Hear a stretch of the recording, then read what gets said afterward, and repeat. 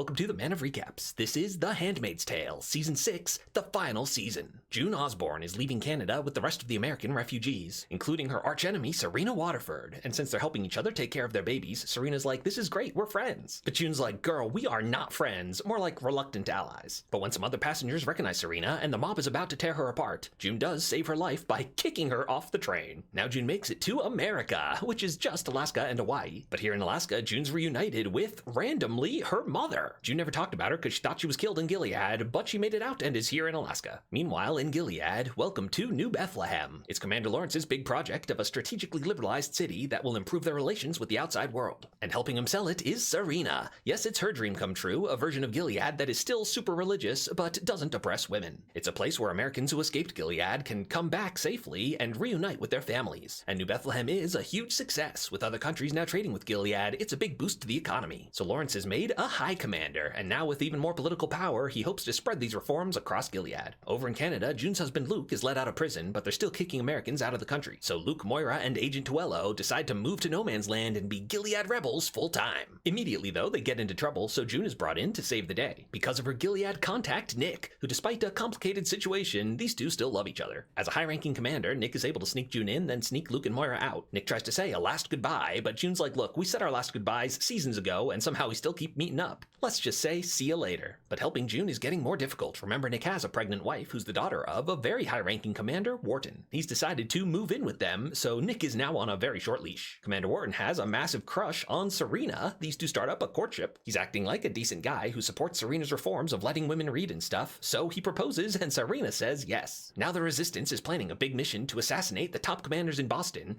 at the brothel Jezebel's. And they have an inside woman there. Yes, it's Janine, who is assigned here after bad behavior as a handmaid. Aunt Lydia is horrified that a sacred handmaid is working in a place like this. Janine's like, look, Aunt Lydia, everything in Gilead is bad. Congrats on starting to notice it. So June and Moira sneak in, meet up with Janine, who's happy to give him intel on the commanders. But on the way out, they're caught, and it turns into a fight for their lives. Oh, girls, yeah, get him. But now the security crackdown blows their escape plan. June has to improvise and hitch a ride with Commander Lawrence. Commander Lawrence isn't interested in Jezebel's, but he has to come here to hang with the other commanders, because this is where the backroom deals get done. While he's here, he spends time with Janine and tells her about how her daughter's doing, and she tells him where he can eavesdrop on the other commanders, and tonight he gets some very bad news. They're just humoring him with his liberal reforms. As soon as enough refugees come back, they're gonna crack down on New Bethlehem and execute Lawrence. June's like, well, I got good news for you. We're planning to kill those guys. Nick is gonna get June across the border in the morning, but she can't stay at his house with his father-in-law there, so June goes to crash with Serena. Serena's excited for a best friends slumber party, but June's like, nope, still not friends.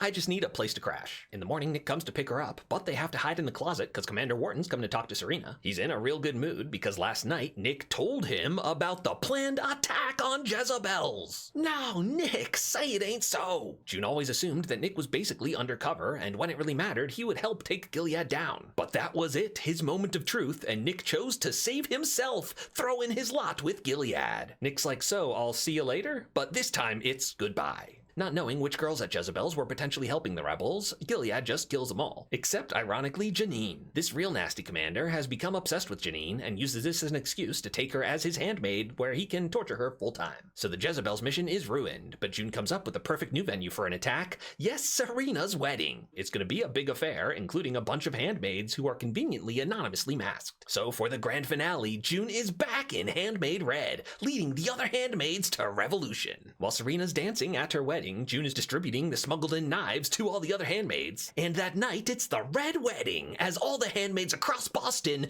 kill their sleeping commanders. But Aunt Lydia knows they're up to something, so it's their final talk with Janine. Look, if you really love us like you claim to, by now you gotta admit that Gilead is evil. And now faced with her moment of truth, Aunt Lydia decides to let them go. So it's a huge win for the handmaids. It's a classic epic walking shot. Yeah, play that, Taylor Swift. Unfortunately, on the way out, they are caught, and they're all going to be executed. It looks like this is the end for June. She gives her defiant last words, "Don't let the bastards grind you down!" And the crowd fights back. In fact, way better than she could have expected because yes, the rebels are here. And with the chaos of so many commanders dead, the American army is able to liberate Boston. Leading the charge is Agent Tuello, busting in to rescue Serena. Yes, her wedding night was ruined when her husband wanted to include a handmaid. All his support of women's rights, turns out he was just humoring her. So Boston is free for now, but too many commanders survived, and they're flying to Washington, D.C. to plan a response in force. The only way they could stop it is if they had a high commander who could smuggle a bomb onto that plane. And so, in his moment of truth, Commander Lawrence makes the choice to sacrifice himself to take Gilead down. But there's one more commander taking that flight.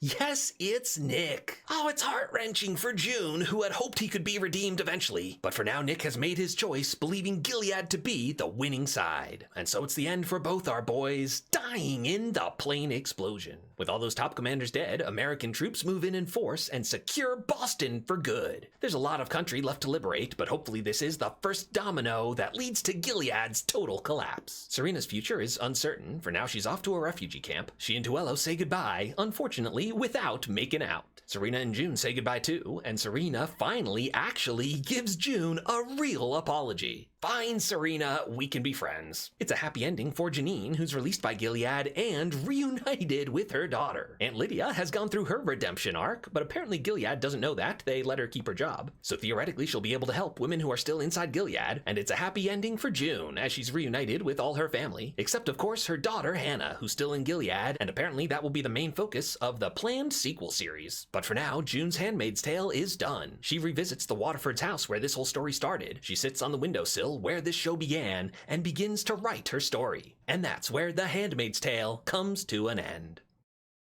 If you liked this recap, hit that subscribe button for more of the best recaps of TV and movies.